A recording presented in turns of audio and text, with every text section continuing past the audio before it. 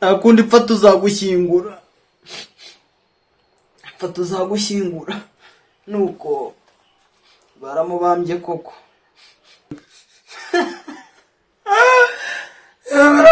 Kuki abantu barenganaga.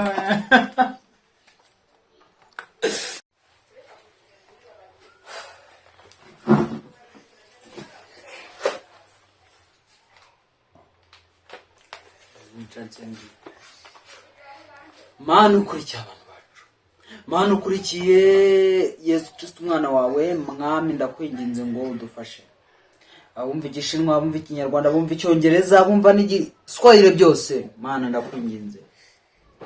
Nagira ngo mbabwire ijambo ry'Imana, abakristo mudukurikiye, abantu mwese mudukurikiye, ngo mbabwire ijambo ry'Imana rimvuye mu Mana, rivuye no muri Yesu Kristo mu izina rya Yesu. Amen. Okay.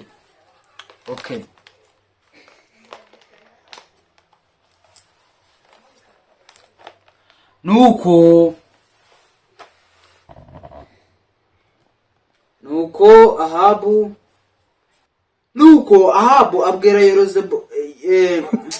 Komana yanjye.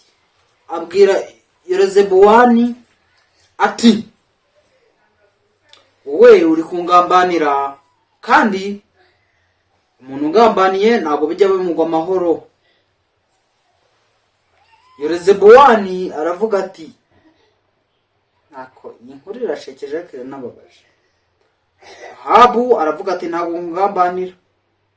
Yerozebuwani arangije ati,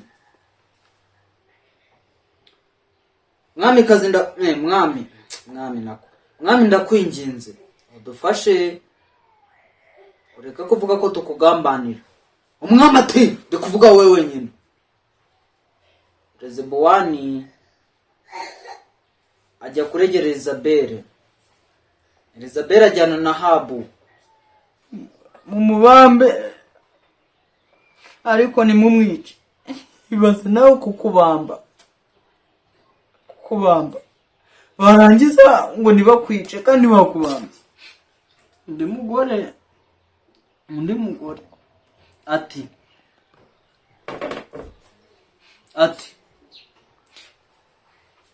murekure kuko nta cyaha yakoze. Ikigaragara cyo uwo mugabo bari kumwe n'umugambanyi. Undi ati, angiye kwisubiza agatima kuko hari baramurekura. Undi ati, mumubambe.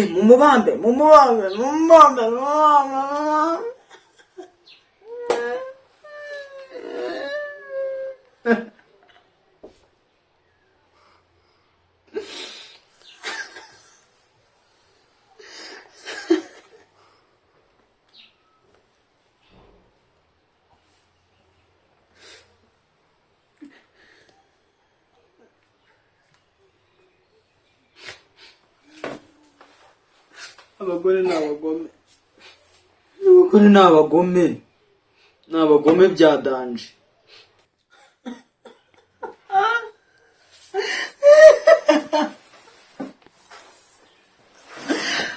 Ubwicanyi bwahozeho.